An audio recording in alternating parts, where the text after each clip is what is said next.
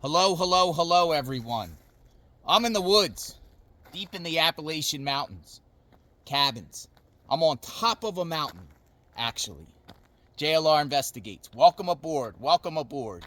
So we've been covering the wildfires in California, Malibu area, Pacific Palisades, Eaton Fire, and total destruction. This area here is prone to wildfires. This area here on top of a mountain in the Appalachians. There's actually snow on the ground. I came from Florida to snow. And also the sun is coming up. So it is early morning. It is very cold out here this morning. Temperatures is below 32 degrees. It's beautiful out here. But this place here is a potential ticking time bomb. A tinderbox, folks. And I say this because not far from here years ago, Gatlinburg, Tennessee, they had wildfires. They had wildfires that went right through the community there and wiped out all the cabins. All the cabins got wiped out. Many, hundreds of cabins got wiped out. The question is, could it happen here? And very well could. It very well could, because this is on top of a mountain. These cabins are surrounded by trees. It gets very brushy and dry in the summertime. And also, not a lot of rain. Low humidity. I'm worried. But let me spin the camera around and show you where I'm at right now. I'm actually staying in that cabin right there before I head up to Washington, D.C. for the inauguration. Here it is.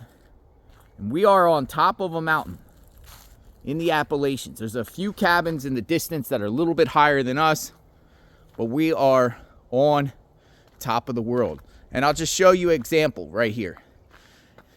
This home is built on concrete slab, and it extends out, and it drops like a rock out there, and it's blended into the trees.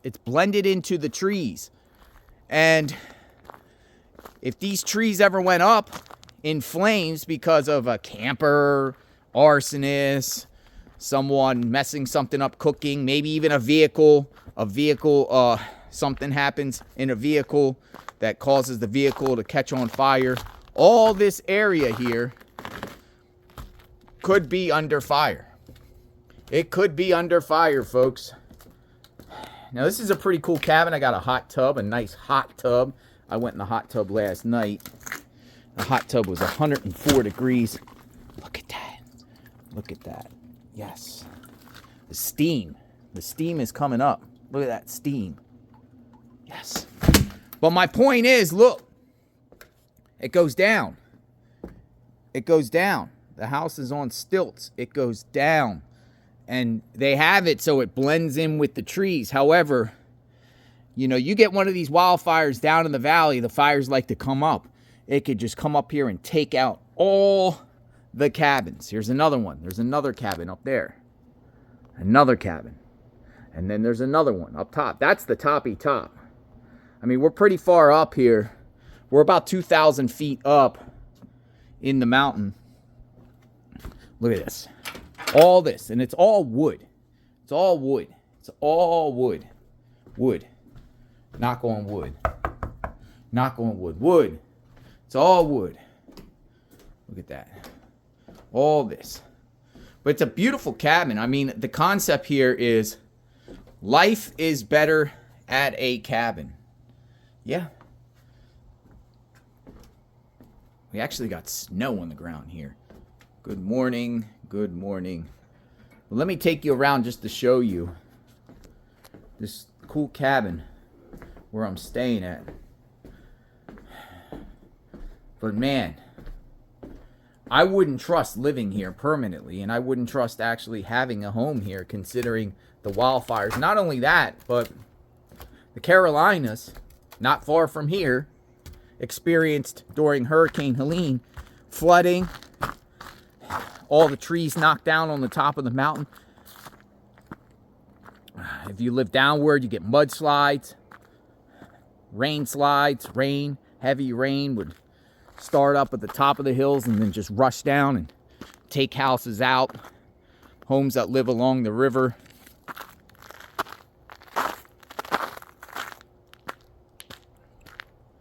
Look at this. I'm literally on top of the mountain. You see mountains in the distance, mountain peaks.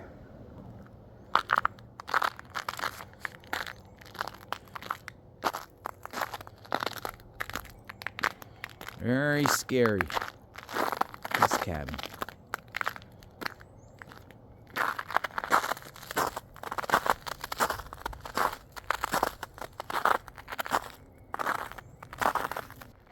Beautiful. It's beautiful with the sun coming up. But I don't know. Look, I'm bundled up too. Not used to it. We're not in Florida anymore, folks. We are not in Florida. But the concern, I titled this video "Danger Cabin," because it very well could be a danger cabin one day. Oh, look what we got. We even have deer out here. We even have deer out here. Is that cool or what? Had deer out here. Wildlife, and that's another thing that could get hurt during these fires. Wildlife. But look at the cabin. Look at the cabin I'm staying at. It's up on stilts. You go down this deep hill, and then you got all this. See, I don't know if what they call is, what do they, brush the land? The forestry, California, they're saying you have to kind of sweep the ground here to prevent wildfires from being spread. I don't think it happens here in the Appalachians. I don't know if law requires that. But you have stilts. This thing is just basically the only concrete on this house here. Everything else here is just wood. I mean, if you had a forest fire that made its way up the hill, this is what you're going to get. It's going to just come up here and swoop over here and just engulf this with flames. All your memories, everything that you have inside your home is literally gone. And it just keeps going down and down. Look at that big cabin. That big cabin has 3 levels. 3 levels. 3 levels. So today's topic is danger cabin. Have you ever stayed at a cabin before? Would you consider living in the mountains? A lot of people have this dream. Americans have this dream. Oh, they're going to live on the water, or they're going to live up in the mountains away from everyone, off the grid and everything like that. But you have to consider these factors, because if you put all your eggs in one basket into a home in the mountains, that home at any time could go. Not only humans with the wild, setting fires and campfires and deliberate vehicles, but also lightning. Lightning could hit. You could have a rainstorm and lightning could hit, and boom! Particularly if it's a drought area, you could have all that in your life, your memories, your dreams, all go up in flames. Good morning. I am traveling through, covering the wildfires in California. Thank God there hasn't been really more extensive damage on top of damage, but there's long-term damage from all those property owners, and they lived in the same concept as here in the Pacific Palisades. They're up in the hills, right? Mandeville Canyon.